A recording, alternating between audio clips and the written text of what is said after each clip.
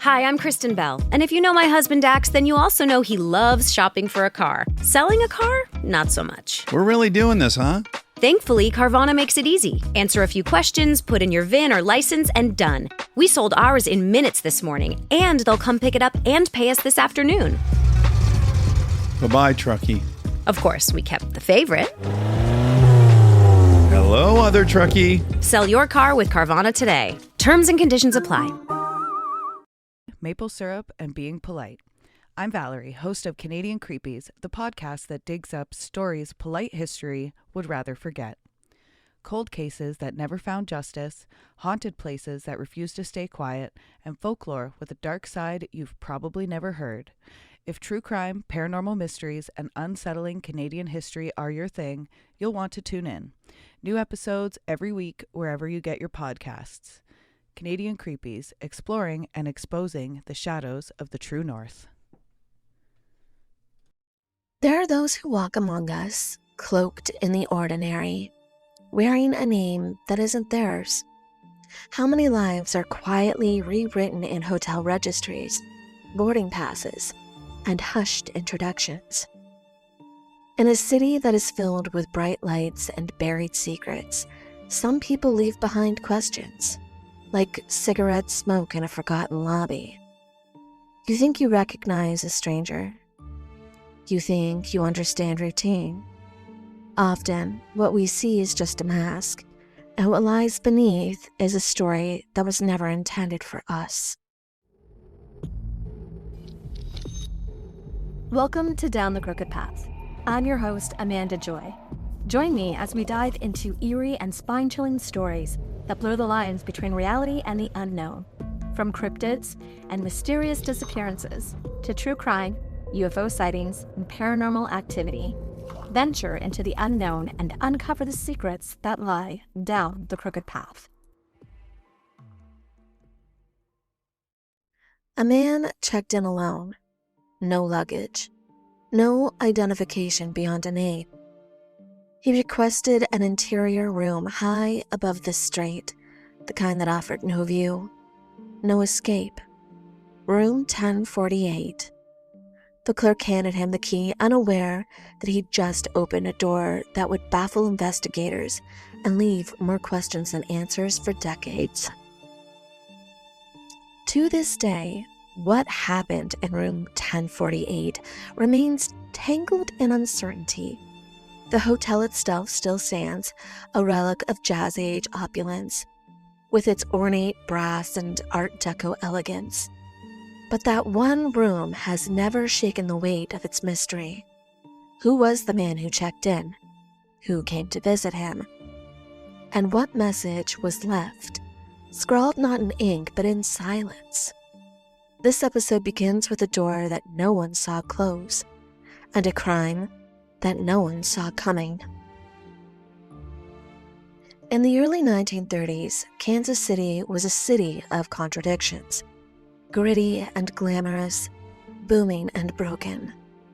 The Great Depression had cast a long shadow, yet the streets still pulsed with jazz, bootleg liquor, and a kind of defiance elegance. Neon signs flickered above speakeasies and supper clubs, while the scent of cigarettes and perfume lingered in hotel lobbies where fortunes were made and lost overnight. It was a place where the powerful mingled with the desperate, and where anonymity could be bought with a room key and a quiet nod. The Presidential Hotel stood tall among its peers, a beacon of Art Deco sophistication.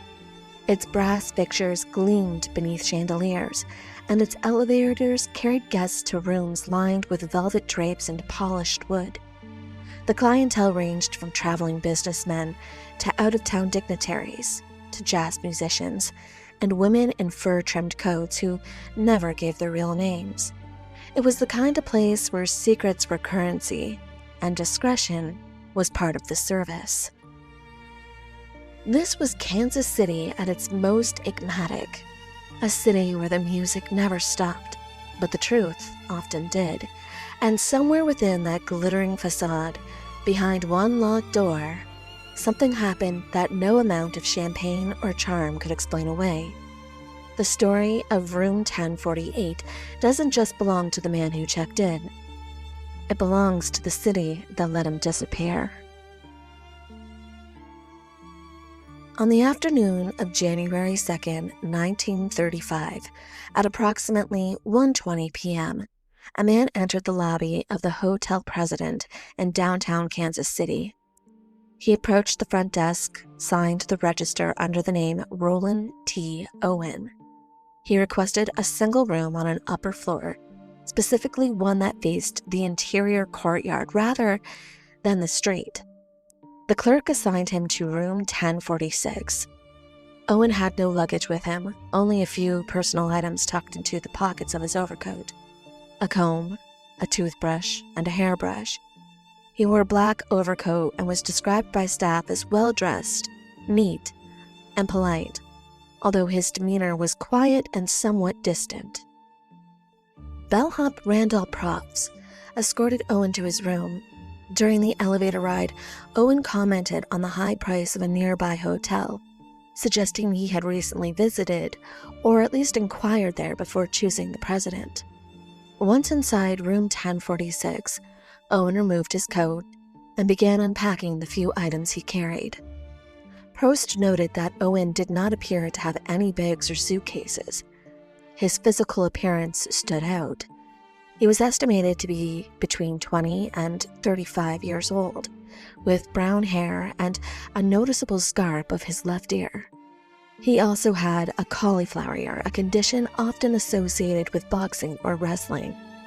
These features made him memorable to the hotel staff, though at the time, no one suspected anything unusual beyond his lack of luggage. The maid, Mary Sopik, would later recall her first interactions with Owen that same day. When she arrived to clean the room around noon, the door was locked from the inside. Owen opened it and allowed her to enter.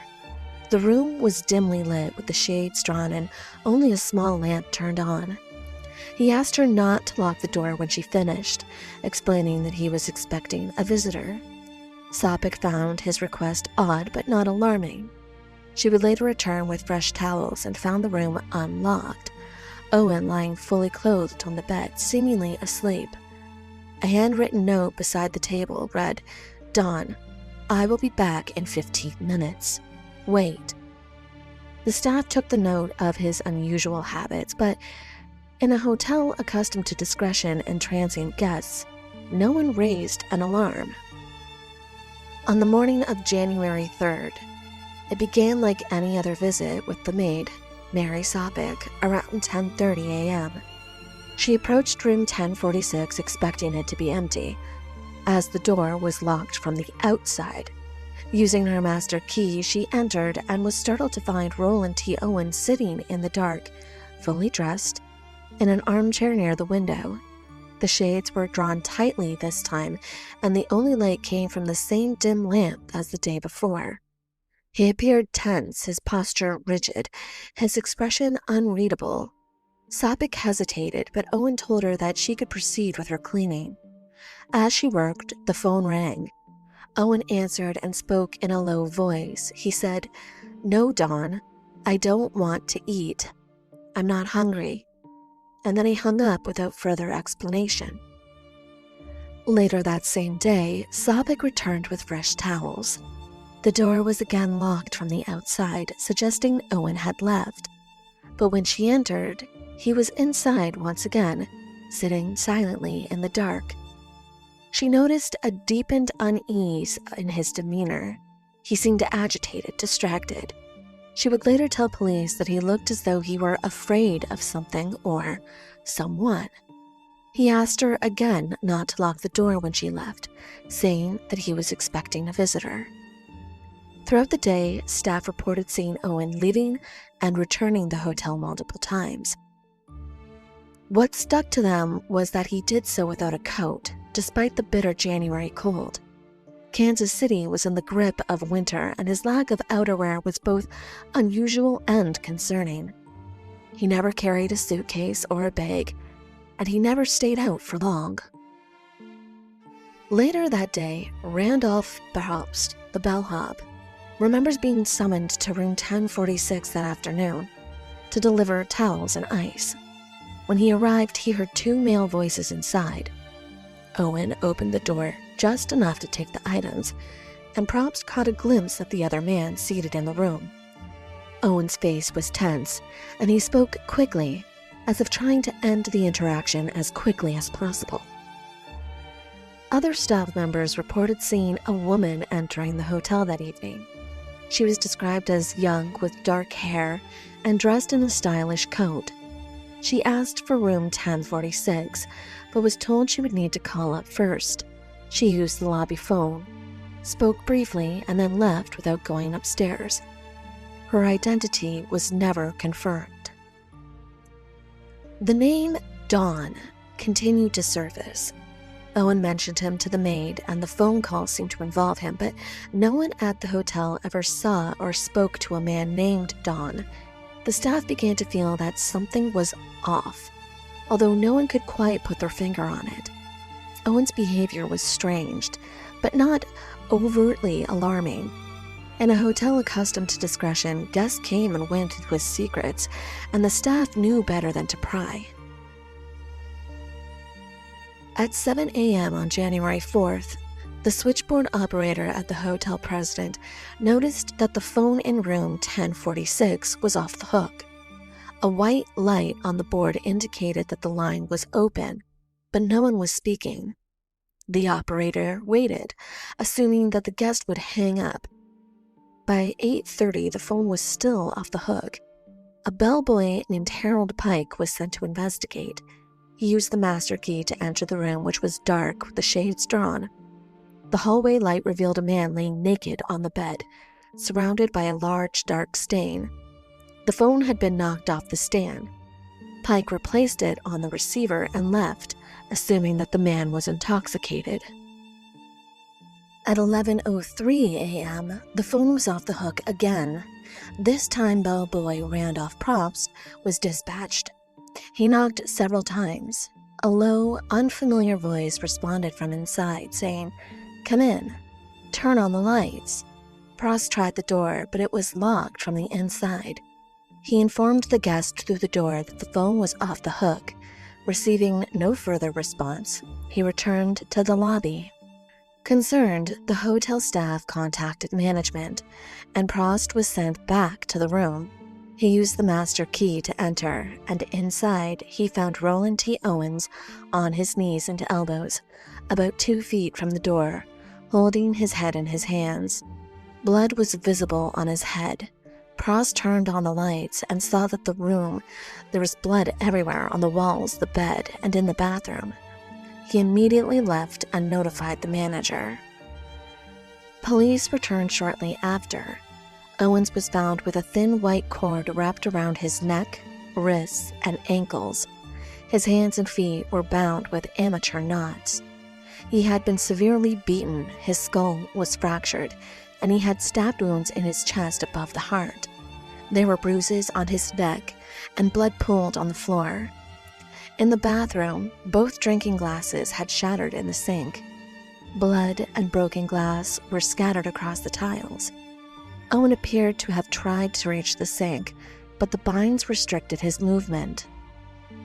Despite the severity of his condition, Owen was still breathing when police entered room 1046. He was conscious enough to respond when they asked who had inflicted the injuries. His answer was brief and puzzling. Nobody. Officers pressured him further, asking how he had sustained the wounds, and Owens claimed that he had fallen against the bathtub. The explanation did not match the scene. His wrists and ankles were bound with a white cord, his neck bore signs of strangulation, and his body was covered in bruises and stab wounds.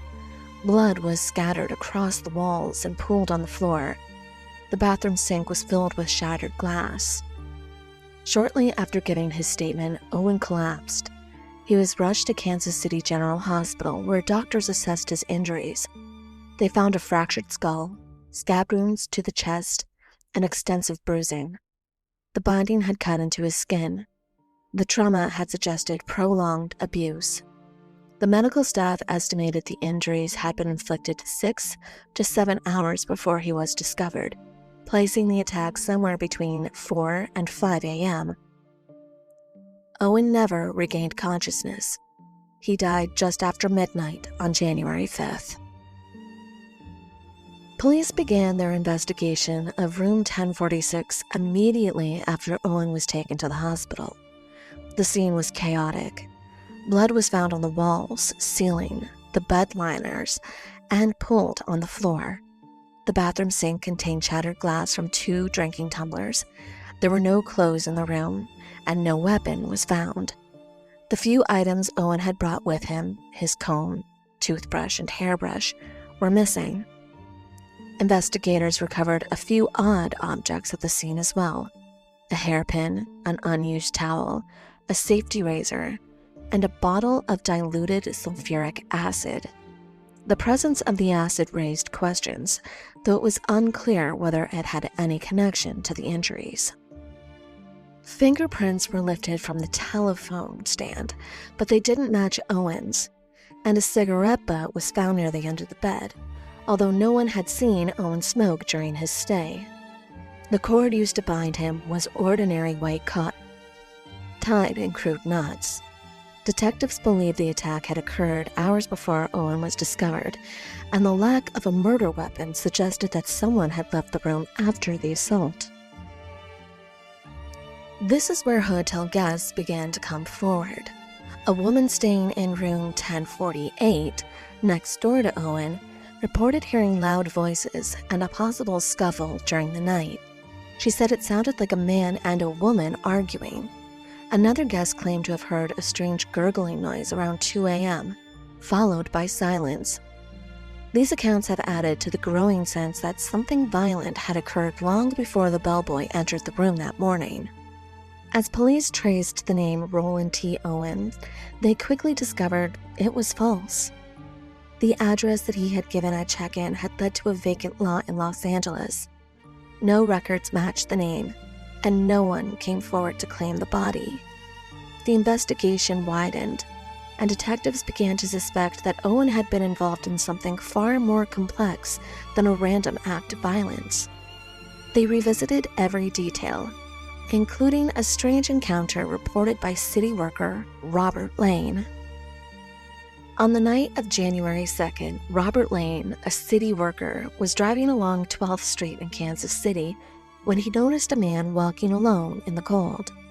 The man was dressed in only a shirt and trousers, clearly underdressed for the freezing weather.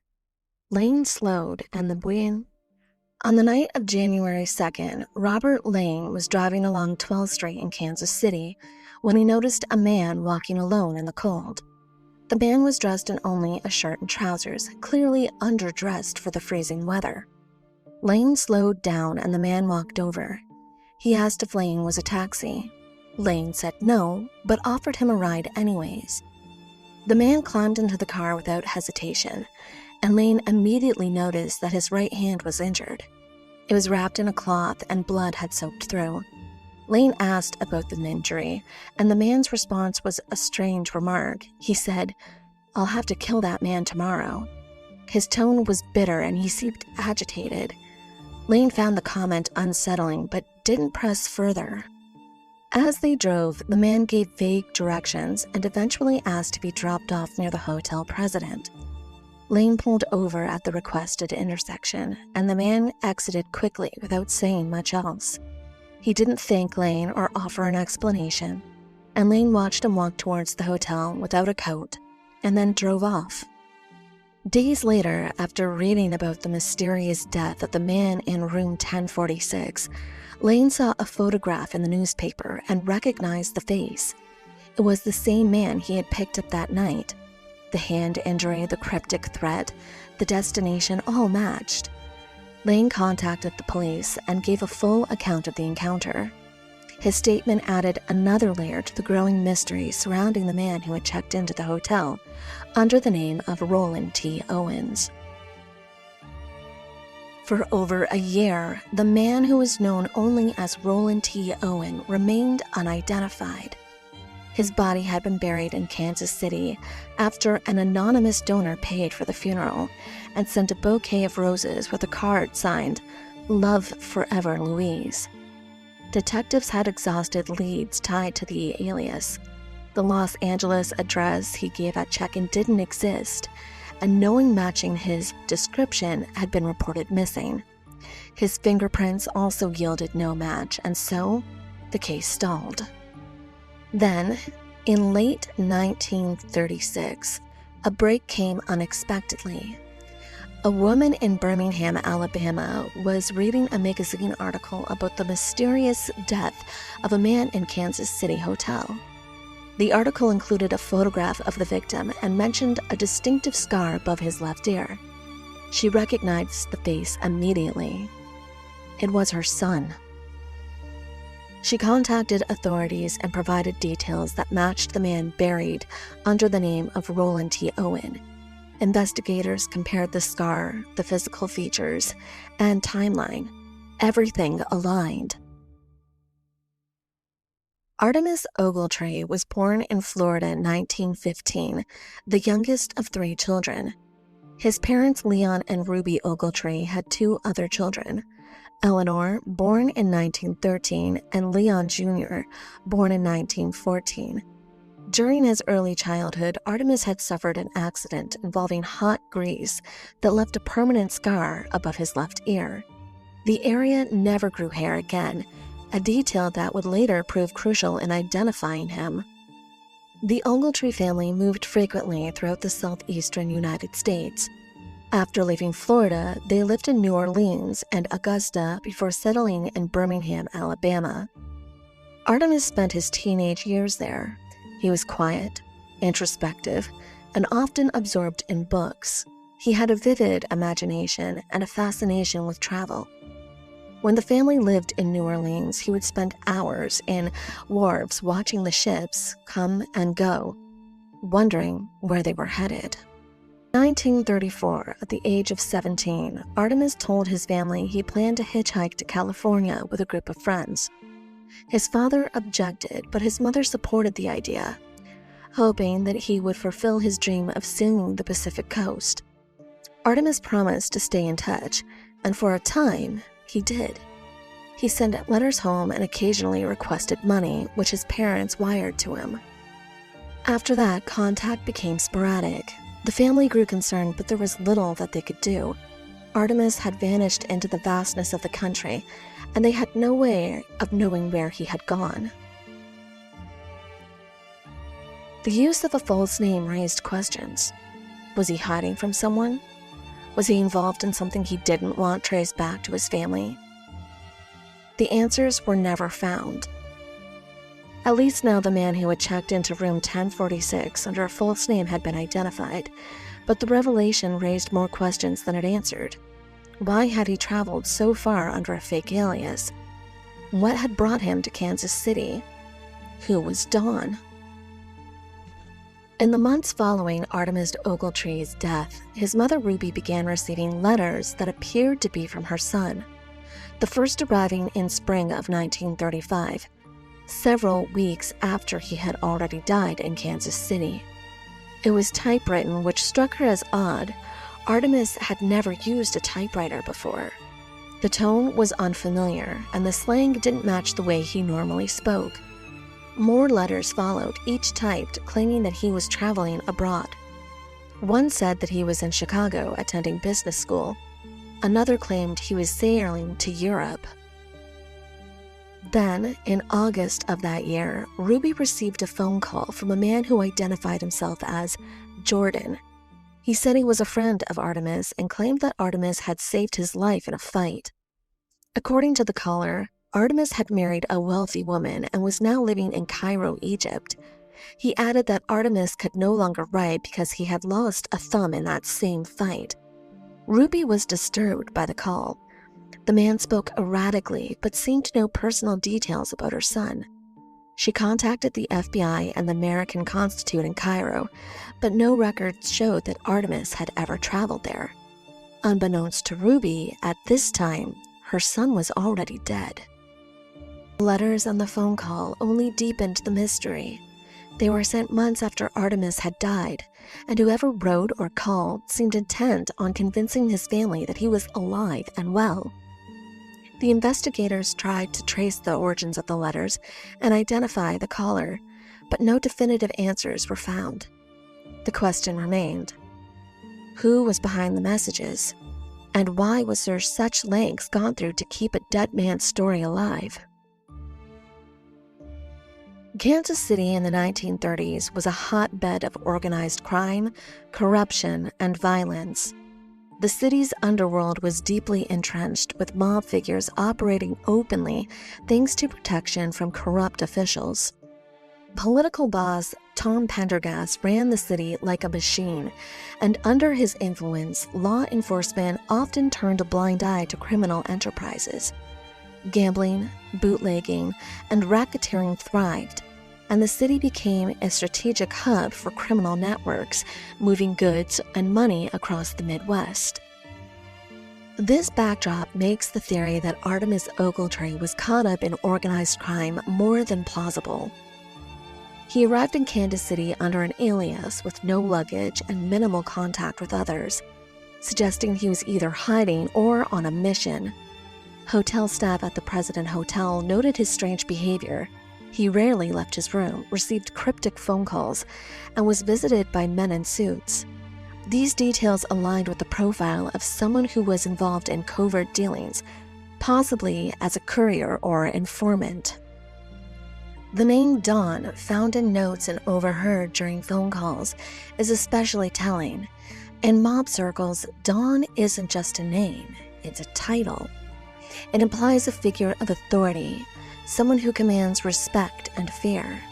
If Ogletree had crossed such a person or failed in a task, the consequences could have been fatal. The nature of his murder supports this theory.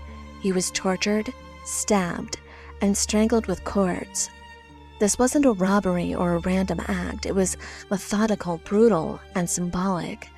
Mob hits often serve as a warning, and Ogletree's death bore the hallmarks of a message being sent.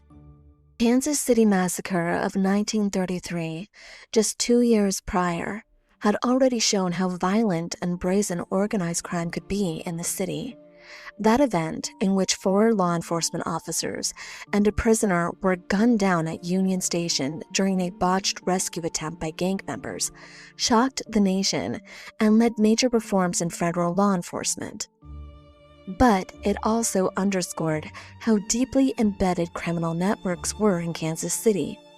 If Ogletree had any connections to these circles, whether as a low-level operative or someone who knew too much, his murder could have been a silencing tactic. The aftermath of Ogletree's death also supports this theory.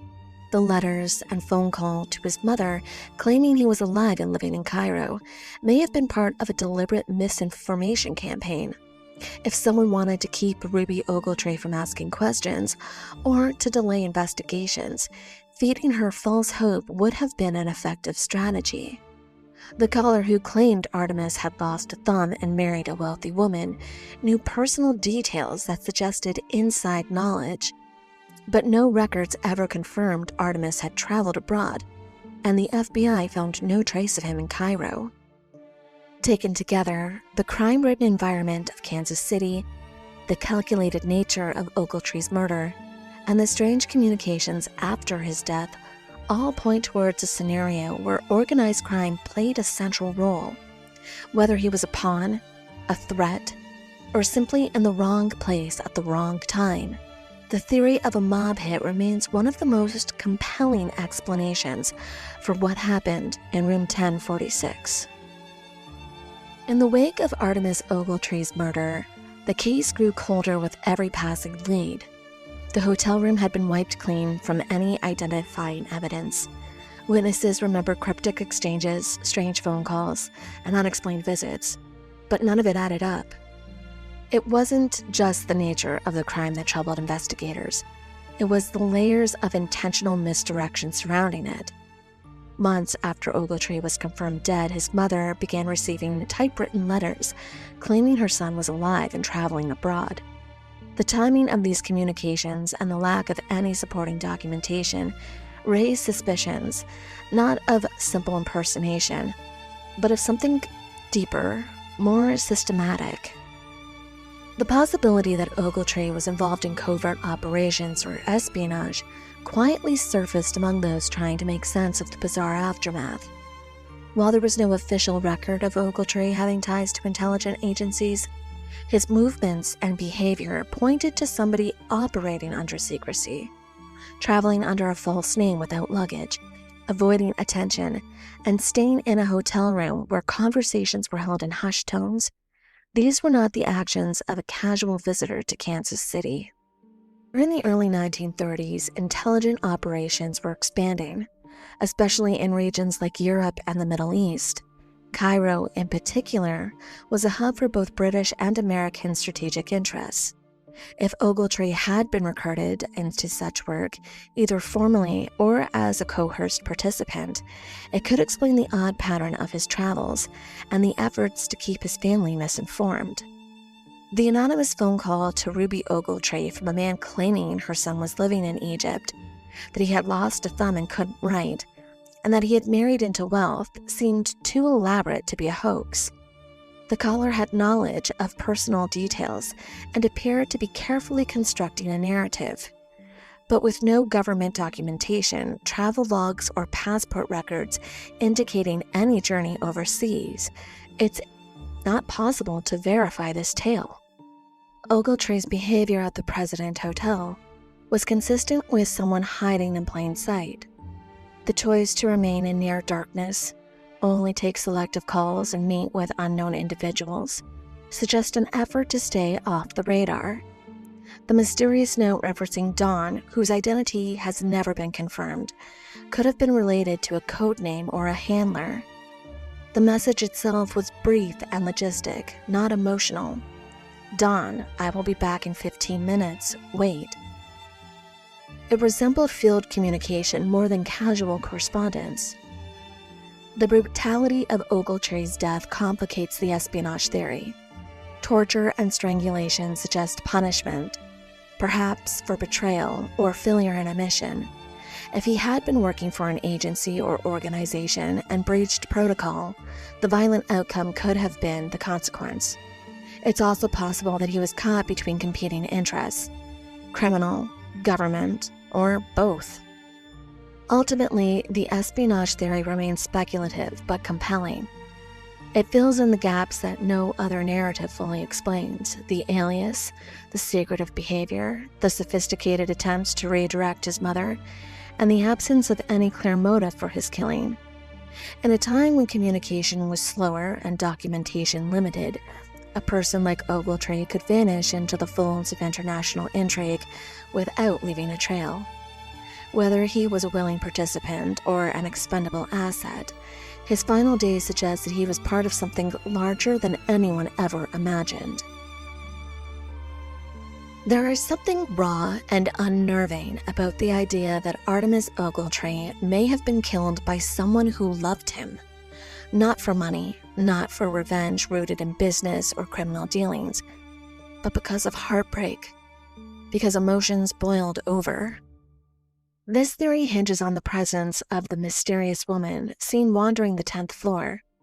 She wasn't just some lost guest. She was looking for someone, possibly Ogletree. The detail that she asked for his room but didn't go up, that reads like hesitation, or recognized that she wasn't ready for confrontation she came for. Maybe she couldn't go through with it, or maybe someone got there first. Then, of course, there's the matter of the voices. Heated, emotional. Witnesses reported both male and female voices arguing. The kind of fight that sounds personal, not business, not strangers. Something about those sounds made people uneasy. It felt private and volatile. Whoever attacked Ogletree didn't just hurt him, they erased him. His personal items disappeared. Even the hotel-issued towels and soaps were taken, like someone wanted to scrub the scene clean of every trace of his existence. The kind of detail feels obsessive, not professional. Maybe she loved him. Maybe he broke her heart. Maybe she walked out and left for someone else. Maybe another jealous party to take over. And then there's Louise, if that was her real name. Louise remains one of the most enigmatic figures in the Ogletree case. Her name only appeared once, on a funeral bouquet sent anonymously to the cemetery where Ogletree was buried. Love forever. It's such a haunting phrase on a funeral bouquet for a man whose death no one claimed. That card wasn't left by a stranger. It came from someone emotionally entangled. The gesture itself was intimate. Whether it was an expression of guilt, grief, or vindication, we'll never know. But the silence that followed speaks volumes. This theory doesn't need hard proof. It's the absence of it that makes it compelling. No fingerprints, no clear motive, just emotion swept through every fragmented detail. The theory of an unknown accomplice or stranger hinges on a chilling encounter reported by Robert Lane. A few nights before Ogletree was found brutally beaten, Lane had picked up Ogletree and dropped him off in front of the hotel. During the brief drive, the man made a disturbing comment. He said, "I'll kill someone tomorrow." Lane didn't know what to make of it. The man didn't elaborate, and the conversation ended there. He asked to be dropped off at a location near the hotel president where Ogletree was staying. This moment fueled speculation that Ogletree may have been involved in something dangerous. If the man Lane picked up was Ogletree, it raised two possibilities. Either Ogletree was planning to confront someone, or he was already being hunted. The wound on his arm could have come from an earlier altercation.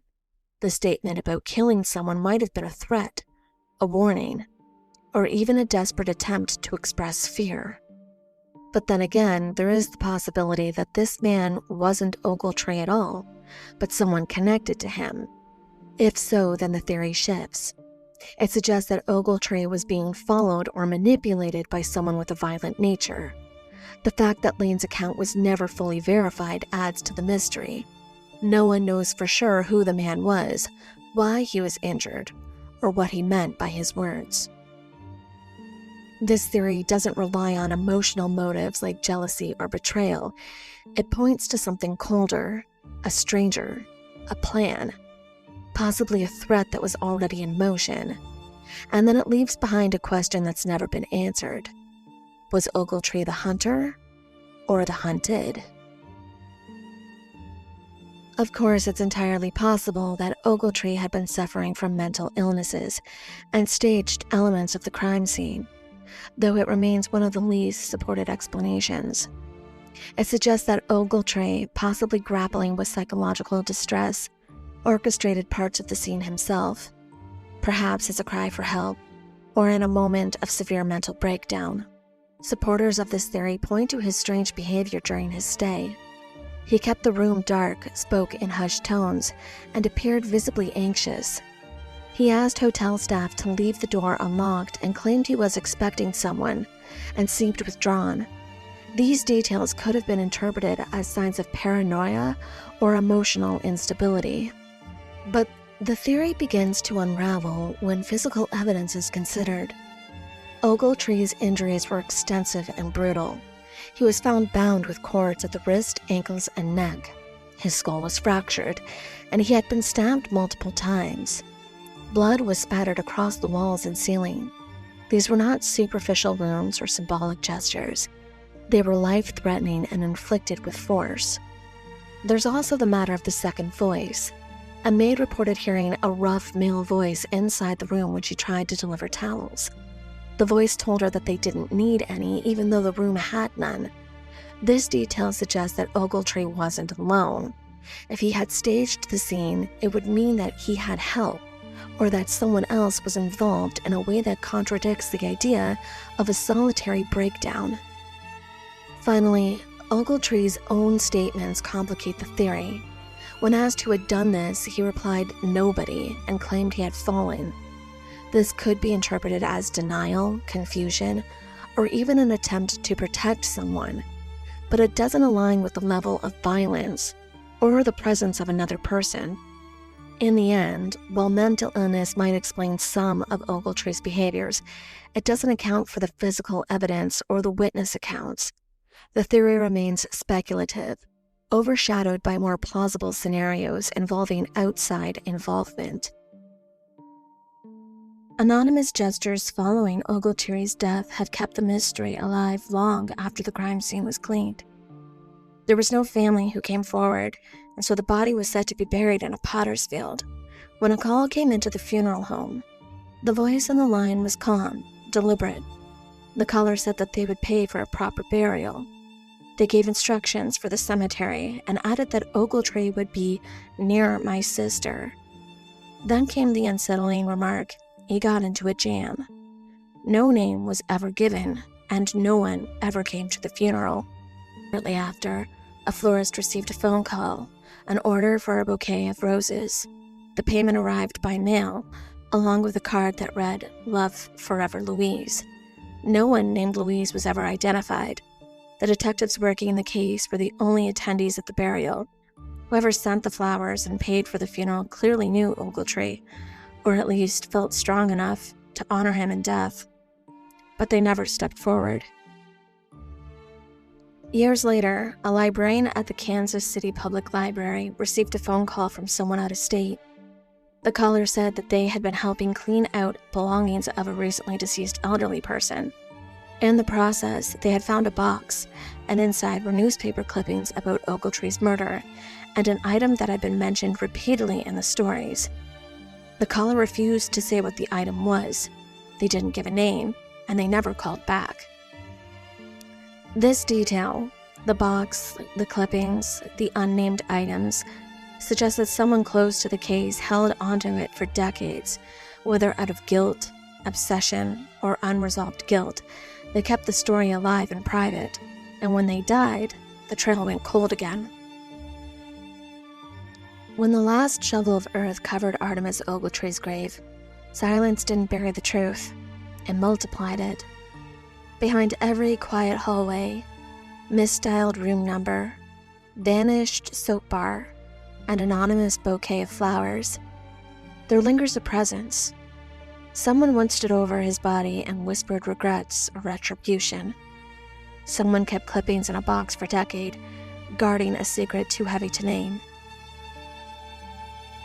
The room, 1046. The door to it never really closed. Not to memory, not to possibilities. If you find yourself in a quiet corridor with doors slightly ajar, listen carefully. If a stranger speaks and then disappears, remember every word. And if you come across a forgotten box tucked behind old newspaper stacks, don't open it unless you're ready. Mysteries don't sleep. They watch. Let the shadows ask the questions. Let the silence be your clue. And let the mysteries guide your steps. This is Amanda Joy. Love forever.